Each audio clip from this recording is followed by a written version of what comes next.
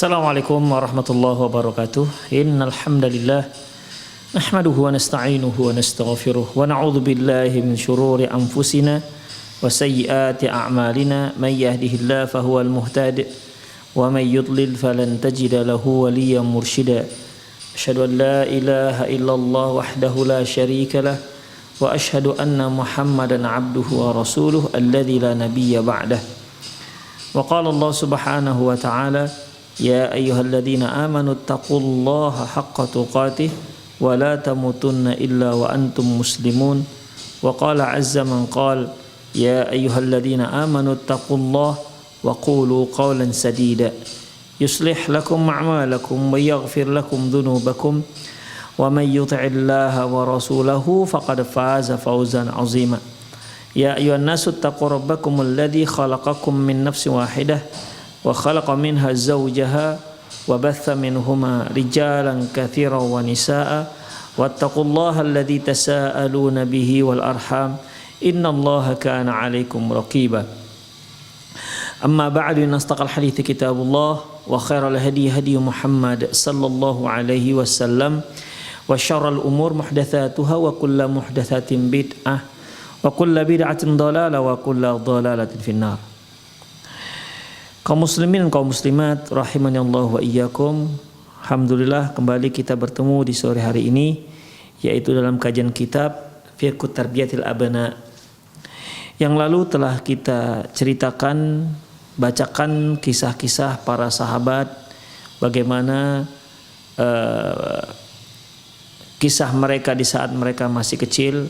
Yang terakhir yang telah kita bacakan yaitu Abdullah ibnu Abbas yang merupakan hibarul ummah. Wa kadzalika 'allimhum al-wara' wa tarkul mushtabih wal muharram. Demikian juga ajarkan kepada anak-anak kita sifat wara'. Wara' ini ikhwah meninggalkan sesuatu yang sifatnya, yang hukumnya mubah karena takut jatuh pada yang diharamkan. Misalnya nih, misalnya mereka yang bermain bola, misalnya bola kaki. Bermain bola kaki hukum asalnya boleh-boleh saja, mubah. Tetapi sikap wara seseorang, dia bisa meninggalkan permainan bola kaki. Kenapa? Takut nanti ketika bermain bola kaki dia tanpa sengaja menendang kaki temannya atau mencederai temannya karena berebut bola, akhirnya jatuh pada yang haram misalnya. Akhirnya dia tidak mau bermain bola kaki. Gitulah lebih kurang ikhwah. Itu yang namanya wara'. Meninggalkan satu perbuatan, sesuatu yang hukumnya mubah boleh karena khawatir akan jatuh pada perkara yang haram. Dan meninggalkan yang sifatnya gak jelas, ya. Apalagi yang haram. Yang gak jelas ini ikhwah, dimana seorang itu tidak mengetahui apakah ini benda haram ataukah halal. Sebagaimana sabda Rasulullah sallallahu alaihi wasallam, innal halala bayyinun wa innal harama bayyinun.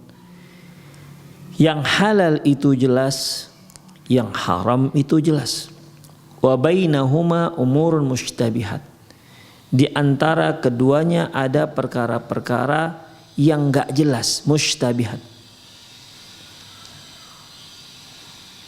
Jadi la ya'rifu katsirun minan nas. Enggak banyak orang yang tahu. Jadi ada sesuatu itu yang hukumnya kita tahu ini jelas haram. Ada lagi ini jelas halal. Ada di antaranya, di mana kita tidak begitu faham tentang perkara tersebut atau benda tersebut apakah halal ataukah haram. Ini yang disebut dengan mushtabihat, yang enggak jelas apakah haram ataukah halal. Demikian ikhwah. Ya, mungkin dia berupa makanan atau mungkin dia berupa sebuah pekerjaan, ya. Di mana tidak bisa dibilang halal ya halal, dibilang haram seperti ada sifat haramnya di sana. Oleh karena itu masih mushtabih, ya, masih nggak jelas. Nah, ajarkan kepada anak kita ketika kita berhadapan dengan sesuatu yang nggak jelas halal atau haramnya. Kalau jelas halalnya ya silahkan lakukan.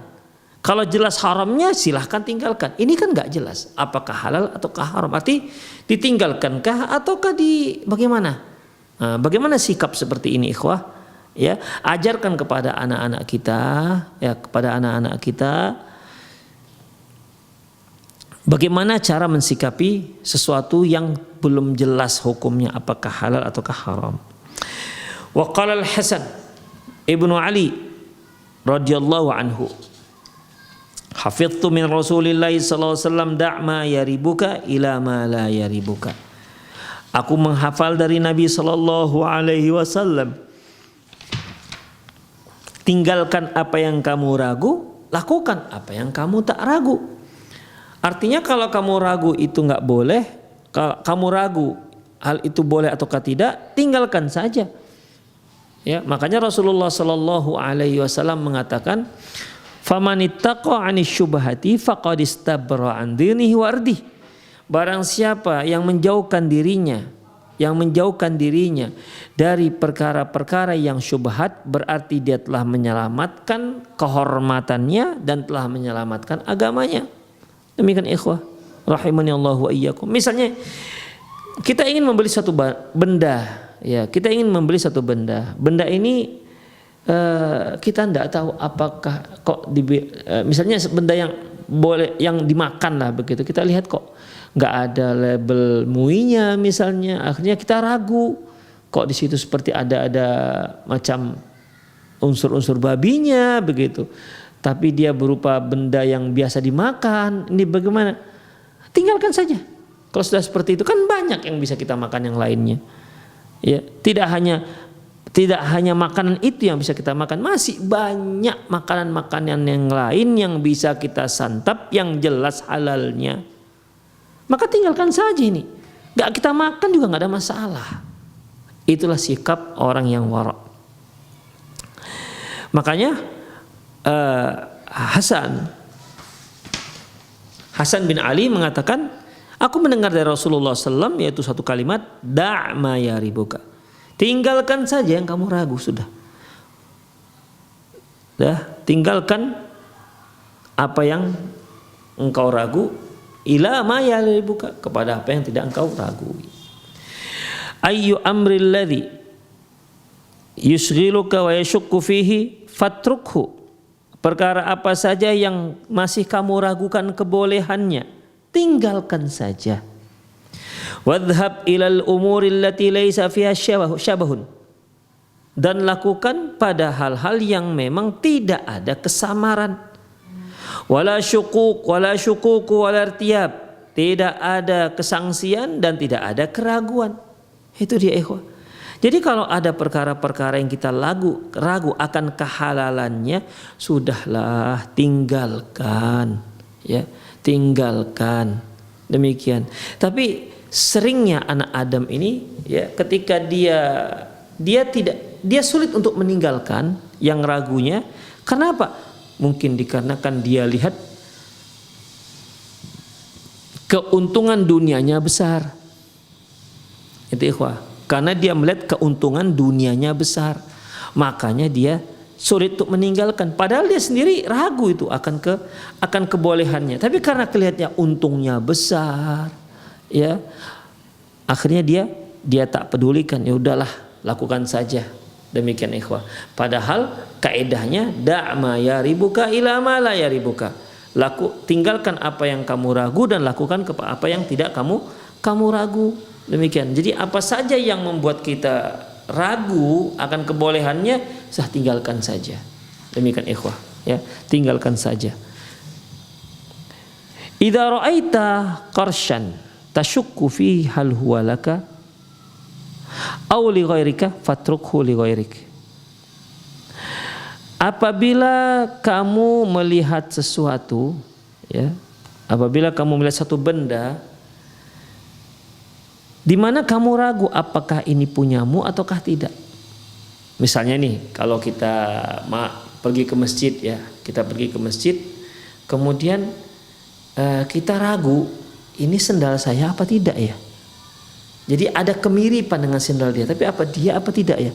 Maka jangan diambil. Ya. Kalau Anda tidak yakin itu sendal Anda, jangan diambil. Mendingan Anda pulang jalan kaki daripada Anda mengambil yang boleh jadi itu adalah orang lain. Demikian ikhwah.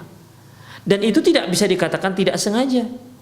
Karena Anda waktu itu berpikir dan Anda pada waktu itu muncul keraguan. Berarti tidak ada uzur di situ. Beda halnya begitu Anda pulang ke masjid, Anda sorongkan kaki Anda di sebuah sendal, kemudian Anda bawa pulang. Sampai di rumah baru, ini bukan sendal saya. Tulan lagi ceritanya, berarti tidak sengaja. Tapi ini kan sudah ada analisa. Ini seperti sendal saya. Udahlah, pakai aja lah. Oh, nggak bisa. Ya, nggak bisa kesimpulan seperti ini. Lebih baik Anda jalan kaki nyeker tanpa ada alas kaki pulang ke rumah ketimbang Anda memakai sendal orang lain. Demikian ikhwah, ya. Itu kalau jelas sendal orang lain. Bahkan daripada Anda memakai sendal yang ada kemungkinan jangan-jangan itu bukan punya Anda. Begitulah ikhwah orang wara. Misalnya kalau kita berada di pesantren, masing-masing punya piring misalnya, tapi mirip-mirip misalnya. Maka kalau kira-kira ragu jangan diambil tuh piring. Berarti itu punya teman. Atau seorang akhwat misalnya dia punya jilbab, misalnya jilbab ini kok jilbab seperti jilbab saya ya. Ya udah diambil aja. Oh, nggak bisa seperti itu, nggak bisa diambil aja. Ya, tinggalkan yang kamu ragu, lakukan apa yang kamu tidak ragu. Jadi kalau itu ragu, ini jilbab anti ataukah tidak, tinggalkan. Ya, tinggalkan. Lebih baik anti salah untuk tidak mengambil ketimbang salah untuk mengambil. Ya. Lebih baik itu misalnya jilbab anti misalnya, tapi diambil salah. Ya. Atau tidak diambil karena ragu, tidak diambil. Padahal memang betul itu jilbab anti, kan salah berarti. Ya. Yang kedua yaitu diambil tapi salah dalam mengambil. Lebih baik salah dalam tidak mengambil ketimbang salah dalam mengambil. Ini namanya sifat wara. Ha huwa Rasul sallallahu alaihi wasallam yara fil fammil Hasan ibni Ali radhiyallahu anhuma tamratan min tumuris sadaqah. Rasulullah sallallahu alaihi wasallam melihat di mulut Hasan bin Ali sebuah kurma dari sebuah kurma sedekah. Was sadaqatu la tahillu li Muhammadin wala li ali Muhammad. Sementara sedekah itu tidak halal untuk Muhammad dan keluarga Muhammad. Fayastakhrijuha min fihi. Lantas dia keluarkan kurma tersebut dari mulut cucu beliau tersebut, yaitu Hasan. Pada waktu itu masih kecil. Wa yaqulu lahu, dan beliau berkata kepada Hasan, qih. Ya, artinya keluarkan. Ama alimta anna la na'kulu sadaqatah? Tidakkah engkau tahu ya Hasan bahwasanya kita tidak boleh makan harta sedekah? Inilah ya hukum khusus untuk keluarga Rasulullah sallallahu alaihi wasallam, di mana mereka tidak halal makan harta sedekah. Haqqan innaha tarbiyatun salihatun, benar ini merupakan tarbiyah yang saleh, tarbiyah yang lurus. Wa ta'widun 'ala ta'ati wa tansya'atun 'ala al-halali, membiasakan mereka untuk melakukan ketaatan dan tumbuh di atas perkara-perkara yang dihalalkan. Famin samma kharajal Hasan bin Ali sayyidu minas sadat bal sayyidu syababi ahlul jannah ma akhihil Husain. Sehingga kita lihat bagaimana posisi Hasan, ya. Beliau menjadi seorang pemimpin, bahkan beliau menjadi pemimpin para pemuda ahli surga bersama adiknya Husain bin Ali. Begitulah ikhwah. Mata'amun tayyibun minas sighari, memberikan makanan yang baik dari kecil. Wa masyrabun tayyibun, demikian juga minuman yang baik. Wa malbasun tayyibun, pakaian yang baik. Wa qad ahsana man qala, sungguh benar, sungguh indah perkataan seorang penyair, wa yansha'u nashi'ul fityani minna ala ma kana awwadahu abuh. Sungguh seorang pemuda akan tumbuh di antara kami sebagaimana apa yang dibiasakan oleh ayahnya. Kebiasaan yang biasakan oleh ayahnya. Jadi kalau ayahnya, orang tuanya dari kecil membiasakan dia tidak bekerja, tidak ada tanggung jawab, dimanja, sehingga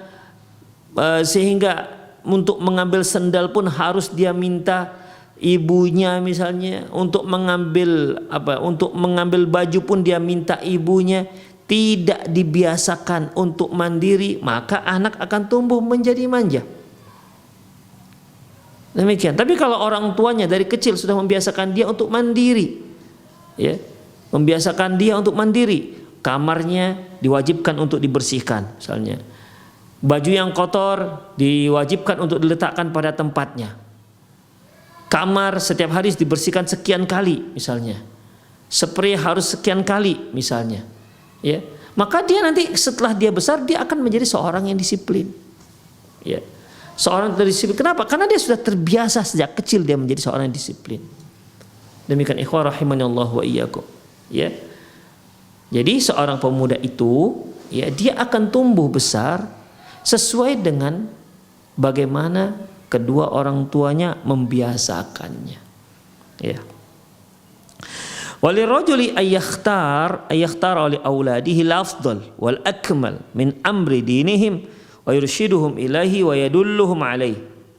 Seseorang itu haruslah memilih yang terbaik dan yang paling sempurna untuk anak-anaknya dalam urusan agama. Wa yurshiduhum ilaihi, dan dia arahkan anaknya ke arah yang terbaik dan yang paling sempurna tersebut. Wa yadulluhum alaihi, dan dia tunjukkan ke arah sana. Wa khasatan idza wajada minhum isti'dadan wa qabulan lidzalik, terutama kalau dia melihat si anak itu memang ada kecenderungan ke arah agama. Demikian ikhwah. Ya kan ada orang anak itu ikhwah, ada anak itu ketika kita baca Quran, dia anak kok sejak dia bayi dia mulai ikut-ikut begitu. Kemudian apa yang kita baca dia pun hafal. Sangat mudah dia hafal. Ini kita lihat, ini anak ada kecenderungan untuk ilmu agama. Kesenangan dia ilmu agama. SD misalnya, dia sudah di SD dia sudah suka lihat-lihat buku agama, misalnya sudah suka lihat gambar-gambar Ka'bah misalnya. Ya, kita sudah lihat. Kemudian juga senang menghafal Quran. Berarti ini anak ada kecenderungan untuk agamanya. Demikian ikhwah. Kok dia senang mendengar ikut pengajian ayahnya, bahkan dia yang ngajak, "Yuk ya ngaji kita ya." Gitu. Ini anak luar biasa ikhwah. Ketika seorang anak ada kecenderungannya untuk ilmu agama, maka arahkan, support dia dengan dana, dengan finansial, supaya dia menjadi seorang ulama. Kenapa? Dalam tubuhnya sudah ada ketertarikan terhadap ilmu agama. Demikian ikhwah rahimanallahu wa iyyakum, ya. Jadi support dia. Akhrajal Bukhari min hadithi Ibnu Umar radhiyallahu anhuma, diriwayatkan oleh Imam Bukhari dari hadis Ibnu Umar radhiyallahu anhuma, qala, dia berkata, atan nabiyyu bi baiti Fatimah falam yadkhul 'alaiha. Ketika Nabi sallallahu alaihi wasallam datang ke rumahnya Fatimah dan beliau tidak mau masuk. Wa jaa Aliyun fa dzakarat lahu dzalik. Dan kemudian datang Ali radhiyallahu anhu. Lantas Fatimah bercerita kepada Ali bin Abi Thalib, Rasulullah tadi datang tapi enggak mau masuk. Fadzakarahu lin Nabi sallallahu alaihi wasallam. Lantas mendengar hal itu, Ali bin Abi Thalib langsung klarifikasi kepada Rasulullah, kenapa enggak masuk? Ya. Faqal, beliau katakan, inni ra'aitu ala babiha sitran musyan. Aku melihat di pintunya ada gorden yang banyak pernak-perniknya, ya. Gorden yang banyak hiasan-hiasannya. Faqala mali walid dunya, dan beliau mengatakan, aku enggak peduli dengan dunia ini, tidak ada urusanku dengan dunia. Fa'ataha Aliyun fadzakara dzalika laha. Lantas Ali radhiyallahu anhu pun menceritakan pernyataan Rasulullah tersebut kepada Fatimah, ya. Faqalat liya'muruni fihi bima syaa. Kata Fatimah, sekarang terserah Rasulullah mau diapain tuh gorden. Qala tursilu bihi ila fulanin ahli baiti bihim hajah. Kata Rasulullah, lepas kain gorden itu dan kirim dia kepada si fulan, penghuni rumah fulan, mereka membutuhkan hal itu, ya. Jadi di sini ikhwah rahimanallahu wa iyyakum, Rasulullah sallallahu alaihi wasallam melihat ada gorden pintu yang ditutup, ya, yang ada gordennya, pintu yang gorden, ya, ada gordennya, di mana gorden ini banyak hiasan-hiasan, ya. Dan memang berarti ikhwah dari dulu ya yang namanya ibu-ibu suka dengan hiasan-hiasan, gorden dengan berbagai macam pernak-perniknya, dengan berbagai macam bordirannya, dengan berbagai macam variasinya dari dulu ikhwah, ya. Maka ketika Rasulullah Sallallahu Alaihi Wasallam memasuk rumah Fatimah, ternyata pintu rumahnya ditutupi dengan gorden yang dengan banyak variasinya, dengan banyak motifnya. Kata beliau, mali wa dunia, aku nggak peduli dengan dunia, nggak ada urusanku dengan dunia. Demikian ikhwah rahimanallah wa iyyakum. Dalam hadis yang lain beliau pernah mengatakan, innama anaka musafir, aku itu seperti orang yang musafir. Istadalla tahta syajarah thumma raha wa tarak. Seorang musafir yang di dunia ini dia bagaikan seorang yang sedang beristirahat di bawah sebuah pohon, lantas dia pun pergi meninggalkan pohon tersebut. Demikian ikhwah, ya. Kemudian Ali bin Abi Thalib menceritakan kepada Fatimah. Lantas Fatimah mengatakan, sekarang begini aja, terserah Rasulullah mau diapakan itu gorden pintu. Lantas Rasulullah menyebutkan satu yang dia inginkan, ya kirimkan saja gorden itu ke rumah si fulan. Demikian ikhwah rahimanallahu wa iyyakum.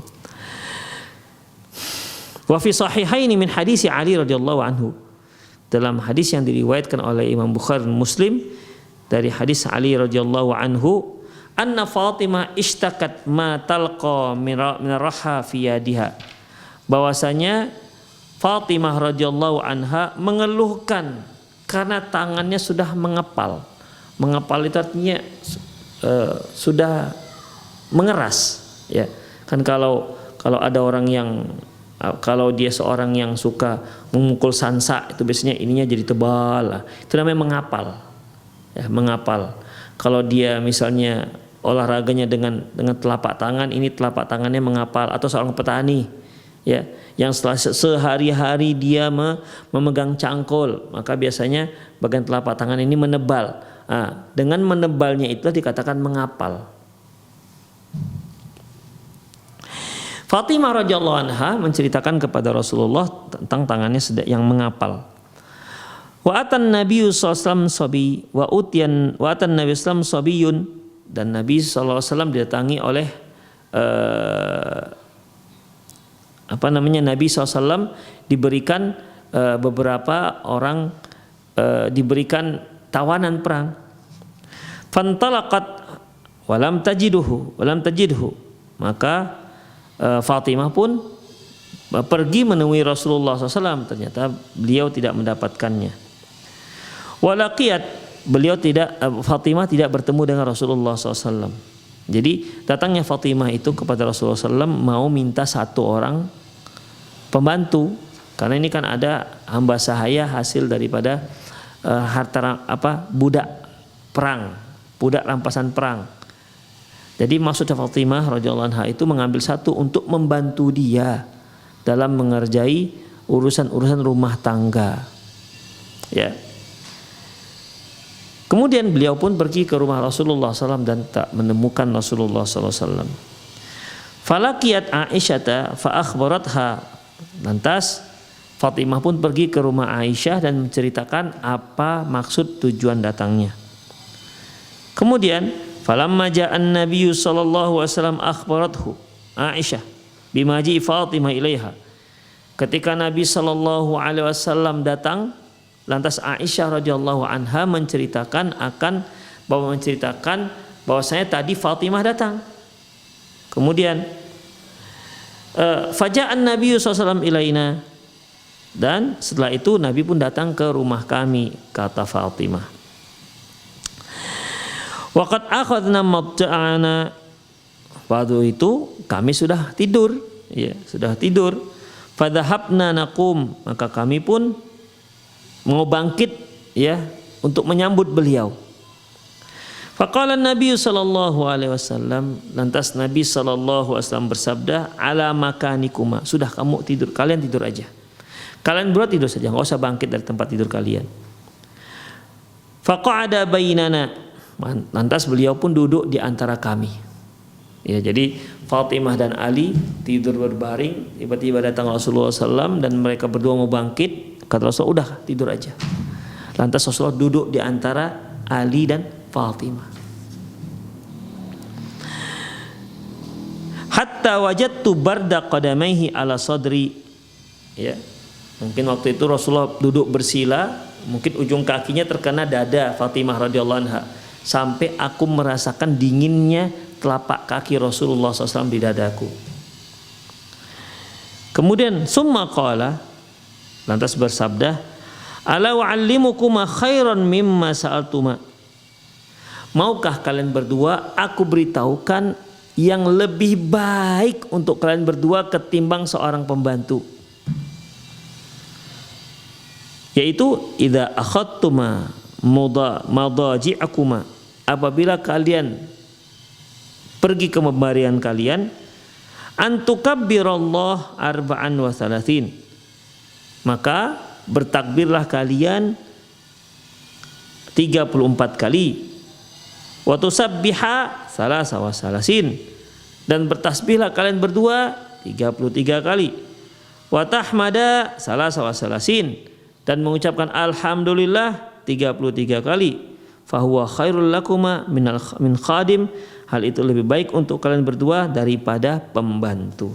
Itulah ikhwah rahimanallahu wa iyyakum, ya, di mana Rasulullah sallallahu alaihi wasallam mengajarkan sifat wara kepada cucu beliau, kepada putri-putri beliau, ya, sehingga mereka tidak melakukan hal-hal yang sifatnya masih samar apakah terlarang ataukah tidak.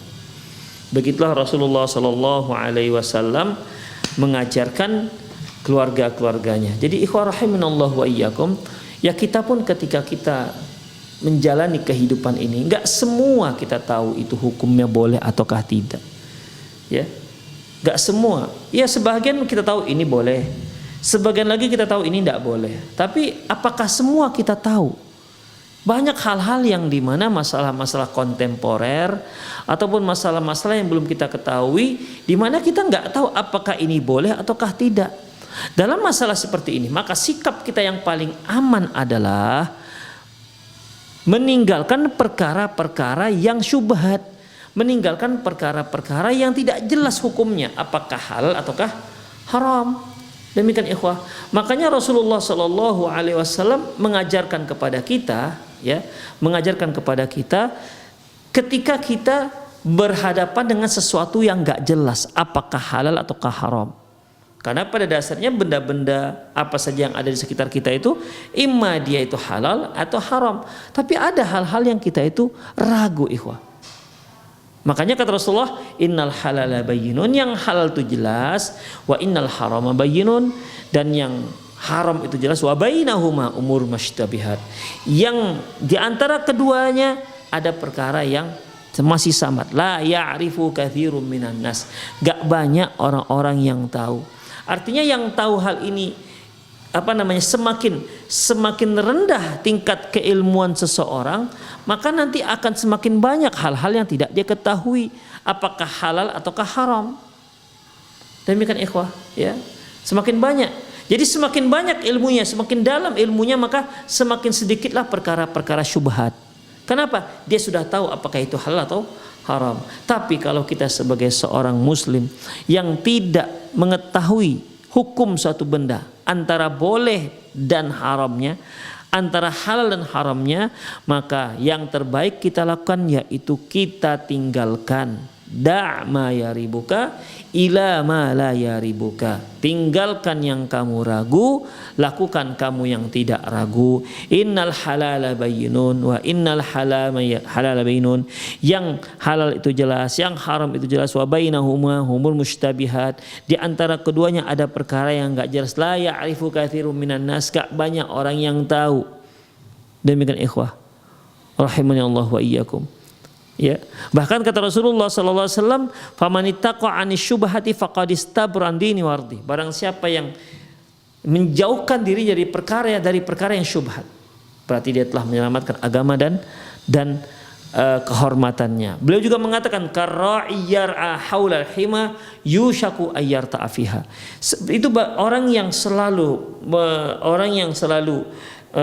mengambil hal-hal yang syubhat, tidak dia buang ataupun tidak dia tinggalkan, itu seperti seorang yang sedang bermain-main di dekat batasan yang dilarang oleh Allah Subhanahu wa taala.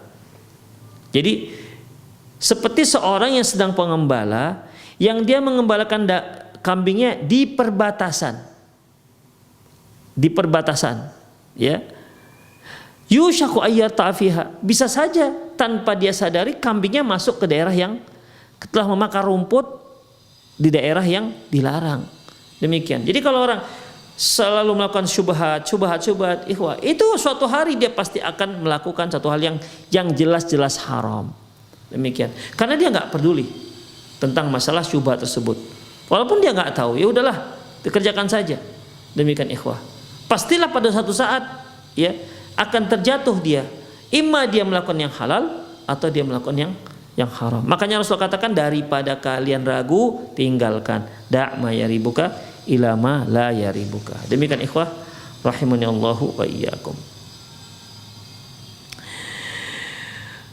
Selanjutnya al-abna wasairul adabul islamiyah, anak-anak dan adab-adab Islam. Wal yu'addibal abu ibnahu bisairil adabil islamiyah. Hendaklah seorang ayah mengajarkan semua adab-adab Islam. Wa ma fiha min akhlaqin samiyah, dan mengajarkan akhlak yang mulia. Rafi'atun, dan yang tinggi, ke adabit ta'am, seperti adab ketika makan, ya, ajarkan kepada mereka baca bismillah dan seterusnya, pakai tangan kanan dan seterusnya. Wasyarab, adab Islam dalam ketika minum, wal libas, ketika memakai pakaian, wasidqul hadis, untuk bicara yang jujur, wal wafa bil wa'di, dan memenuhi janji, wasyuja'ah, dan keberanian, wal karam, serta kedermawanan. Wa hadza tarfun min dzalik, berikut ini ada adab yang harus diajarkan kepada anak-anak. Sepertinya agak sedikit panjang. Tapi ikhwah itu saja ya, karena pembahasannya sudah berbeda. Jadi intinya ikhwah rahimanallahu wa iyyakum, ya, pada bab yang ingin kita baca ini, ya, intinya adalah ajarkan kepada mereka wara, sikap wara, menjauhkan hal-hal yang dia tidak tahu hukumnya, apalagi perkara yang haram. Ini akan menyelamatkan hidupnya, ini akan menyelamatkan dirinya dari maksiat kepada Allah Subhanahu wa taala. Ketika seorang dia berhasil terbiasa untuk meninggalkan perkara yang syubhat, yang dia nggak tahu, maka dia akan lebih terbiasa lagi meninggalkan perkara yang haram. Makanya ikhwah, anak-anak atau manusia atau seorang muslim yang terbiasa melakukan apa yang diharamkan oleh Allah, maka bagi dia nggak ada perkara syubhat. Kenapa? Yang haram saja dia tidak peduli, dia tetap lakukan, apatah lagi yang yang syubhat, yang tidak jelas apakah haram ataukah halal. Demikian ikhwah rahimanallahu wa iyyakum. Makanya dari kecil lah anak-anak diajarkan, ya. Dari kecil anak-anak diajarkan. Ketika kita ketika kita lihat, nah ini buku siapa nak? Aduh ya, terbawa, besok pulangkan. Gak boleh ini. Jadi kita nasihati dia. Jangan sampai nanti dia diam-diamkan, akhirnya terbiasa bawa buku temannya, nanti terbawa katanya, bawa bolpen temannya, dia katanya terbawa, gak sengaja, akhirnya gak sengaja lama-lama jangan-jangan dia mencuri. Demikian ikhwah. Jadi kita ajarkan benar-benar bahwasanya, nah ini bukan hakmu, gak boleh kamu gunakan, berdosa, Allah marah, besok pulangkan, ya besok pulangkan, gak boleh. Demikian, ya kita ajarkan pada anak kita bagaimana cara bicara, membiasakan untuk hal-hal yang dia sudah yakin akan kebenarannya dari kecil. Demikian ikhwah, dari kecil. Seperti itu, bagaimana Rasulullah SAW mengajarkan Hasan ketika dia, ya namanya anak kecil, ketika dia ngambil ada kurma, diemplop dengan dia, ya, diemplopnya masuk ke mulut, namanya manis. Tapi kan Rasulullah tahu bahwasanya ini cucu saya, nggak boleh makan kurma zakat, karena kurma itu ditumpukan kurma zakat. Demikian ikhwah. Makanya Rasulullah langsung keluarkan. Demikian. Nah, itu namanya ikhwah rahimanallahu wa iyyakum, sikap wara'. Dari kecil kita ajarkan anak kita jangan sampai mereka jatuh pada perkara yang diharamkan oleh Allah Subhanahu wa taala. Dan memang ikhwah, kita harus bijak dalam membiasakan mereka ini. Kalau tidak bijak, mungkin kita menerapkannya secara kasar atau brutal, maka si anak ini nanti satu hari dia melakukannya itu karena takut dengan kedua orang tuanya. Nah, ketika kedua orang tuanya nggak ada, maka mereka merasa bebas. Jadi mereka tinggalkan perkara yang diharamkan itu bukan karena takut kepada Allah, tapi takut kepada orang tuanya, takut kepada ayah bundanya. Ketika ayah bundanya pergi, otomatis ya mereka akan lakukan. Demikian ikhwah. Tapi coba kita tanamkan bahwasanya kalau takut hanya kepada Allah Subhanahu wa taala. Demikian. Dengan demikian ya mereka bisa istiqomah di atas kebenaran. Demikian ikhwah rahimanallahu wa. Itu saja kajian kita. Aku qouli hadza wa astaghfirullah li wa lakum. Wal sa'il muslimin innahu wal ghafurur rahim. Bagi para pemirsa yang ingin bertanya, Anda bisa telepon langsung dengan nomor yang sudah ada di layar televisi Anda, atau Anda juga boleh kirimkan melalui via WhatsApp dengan nomor yang sama, atau langsung ke nomor saya ini, yaitu di 08956113277778. 08956113277778.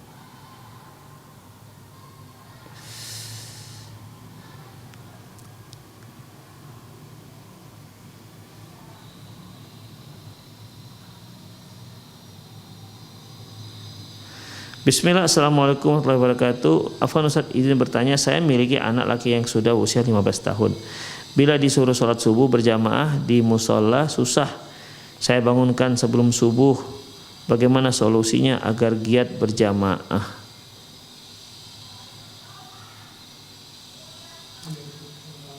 Begini, ya dibangunkan, gak ada cara lain, ya dibangunkan, dipaksa.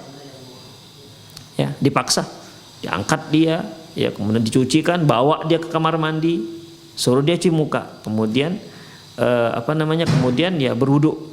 Demikian. Ya begitu kita sebagai orang tua. Jangan kasihan, dia masih ngantuk, maka dia tidak akan terbiasa untuk itu.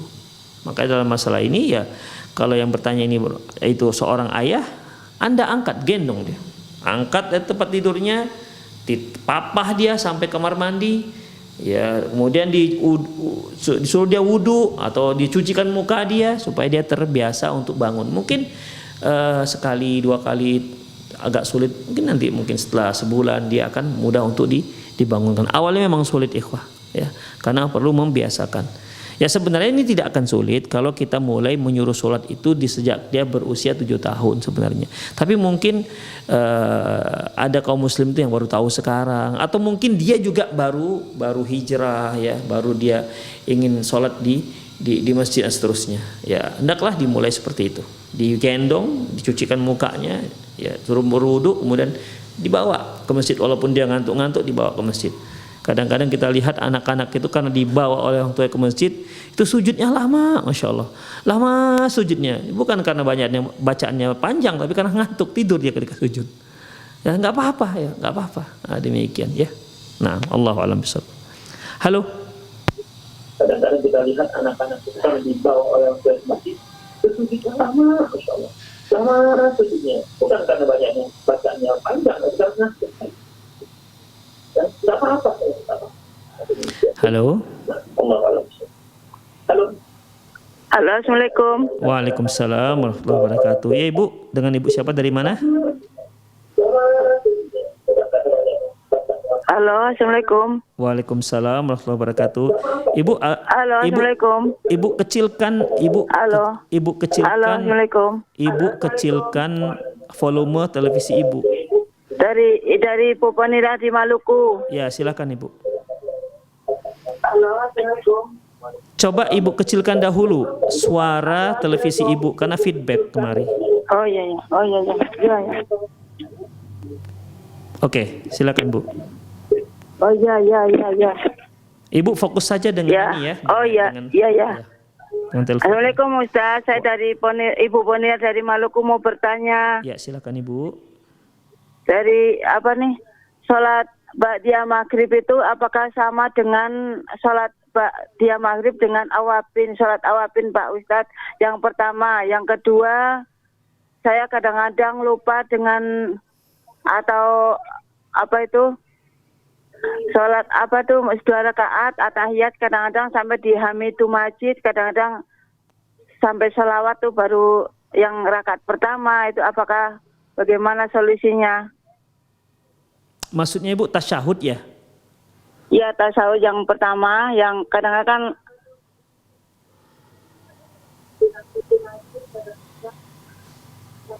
Halo?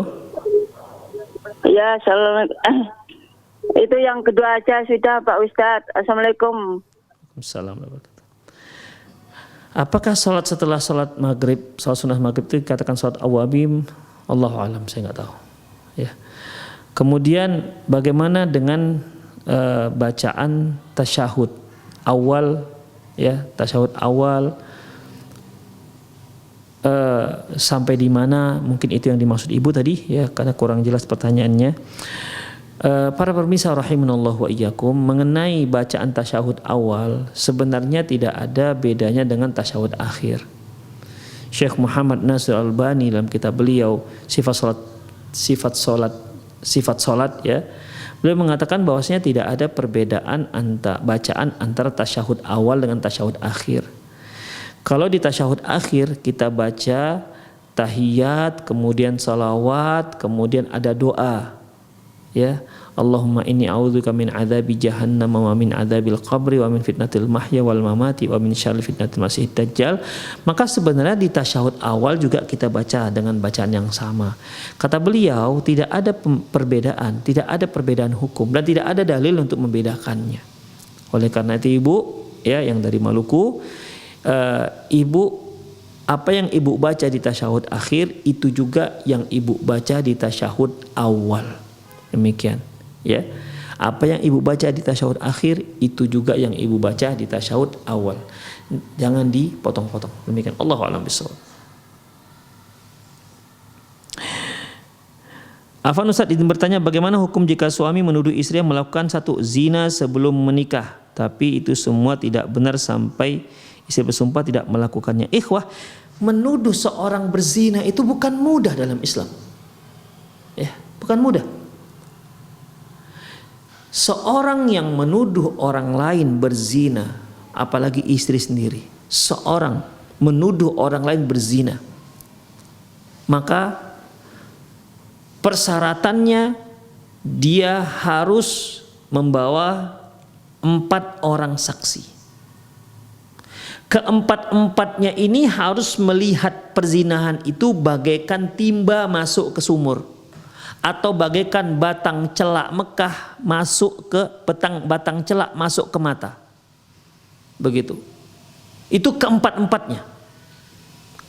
Benar-benar melihat bagaikan, jadi kemaluan laki-laki itu masuk ke kemaluan perempuan. Harus dia lihat. Dan itu keempat-empatnya.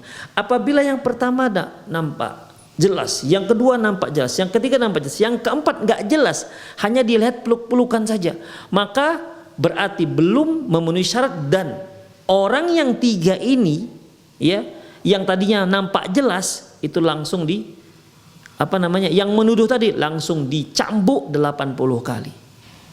Jadi bukan mudah menuduh-nuduh zina, ya, nggak mudah menuduh zina. Harus datangi 4 orang saksi. Tapi Ustadz, betul saya lihat, tapi tidak ada saksi, maka diam aja, begitu, ya, diam, tidak dibolehkan. Demikian ikhwah rahimunallah wa iyyakum. Ya, jadi dalam masalah ini, barang siapa yang menuduh orang lain berbuat zina dan dia tidak bisa mendatangkan 4 orang saksi, di mana keempat-empatnya ini melihat bagaikan timba masuk ke dalam sumur, maka orang yang menuduh akan dicambuk sebanyak 80 kali yang menuduh. Ya, tapi kalau ternyata memang ada 4 saksi, maka yang berzina itu, jika dia yang belum berumah tangga, akan dicambuk 100 kali, dan apabila dia sudah berumah tangga, maka dia akan dirajam sampai mati. Demikian ikhwah, ya. Jadi seorang suami tidak boleh, tidak bisa menuduh istri berzina. Itu dosa besar, ya, itu dosa besar. Tapi kalaupun memang si suami tahu persis, ini masalahnya sebelum nikah lagi nih, ya, sebelum nikah, ya, dari mana suami tahu kalau si istri berzina? Demikian ikhwah, ya. Sedangkan seorang suami jelas-jelas melihat istrinya berzina, ya, dia tidak bisa mengangkat kasusnya ke mahkamah pengadilan. Kalau dia angkat, maka akan diperlakukan li'an, di mana si suami bersumpah sampai 4 kali. Demi Allah dia melihat istrinya berzina, sampai 4 kali. Yang kelima dia bersumpah, demi Allah kalau dia berdusta maka dia akan dilaknat oleh Allah Subhanahu wa taala. Dah. Kemudian kalau sang istri tidak mau diambil sumpahnya, maka si istri akan dirajam. Tapi kalau si istri pun dia sampai bersumpah 4 kali bahwasanya dia tidak berzina, dan di sumpah yang kelima dia menyatakan dia akan dilaknat oleh Allah kalau dia berbohong, maka dipisah mereka. Tidak boleh ditegakkan hukum had. Demikian ikhwah. Ya, jadi itu dia. Itu suami yang jelas-jelas melihat sang istri berzina. Apalagi di sini sebelum menikah. Dari mana dia tahu sebelum menikah? Kalau kata-kata orang, ya. Kalau kata-kata orang itu bukanlah sebuah saksi. Demikian. Apalagi di sini, tapi itu semua tidak benar sampai istri bersumpah. Kalau sudah bersumpah, adab kita menerima sumpah seseorang itu harus kita terima. Si suami itu harus disumpah juga itu. Dia harus berani bersumpah bahwasanya istrinya berzina. Kalau dia nggak berani bersumpah, si istri berani bersumpah, maka yang benar istrinya. Demikian. Berani nggak si suami bosnya? Demi Allah, dia sebelum nikah sudah berzina. Berani apa tidak? Kalau nggak berani, nggak boleh dia tuduh istrinya seperti itu. Apalagi di sini istri bersumpah tidak melakukannya. Maka adab kita terhadap orang yang sudah bersumpah wajib untuk kita percaya. Nabi Isa alaihissalam dan sebuah hadis sahih, Nabi Isa alaihissalam melihat ada seorang mencuri. Lantas ketika Nabi Isa mengatakan, kamu mencuri? Demi Allah saya tidak mencuri. Apa kata Nabi Isa? Kalau begitu aku salah lihat. Demikian ikhwah. Jadi tidak boleh sembarangan menuduh orang berzina. Dalam Islam berat hukumannya, ya, berat hukumannya. Kedua, suami menuduh istri telah membuat suaminya berbuat syirik, dikarenakan dulu istrinya pernah meminta suaminya bersumpah atas nama Quran kalamullah untuk tidak berbuat maksiat, seperti menggoda wanita-wanita dan berkhianat, karena suaminya memang sering curhat atau godain wanita lain. Berarti suami telah menuduh istrinya telah berbuat dosa besar. Allahu alam, nggak ngerti maksudnya. Itu saja ikhwah rahimanallahu wa iyyakum kajian kita sore hari ini ya. Masyaallah, semoga apa yang kita bahas bermanfaat. Tapi itu saja aku qouli hadza wa astaghfirullah li wa lakum wa lisal muslimin innahu wal ghafurur rahim. Subhanakallahumma wa bihamdika asyhadu an la ilaha illa anta astaghfiruka wa atubu ilaik.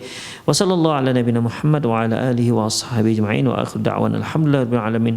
Assalamualaikum warahmatullahi wabarakatuh.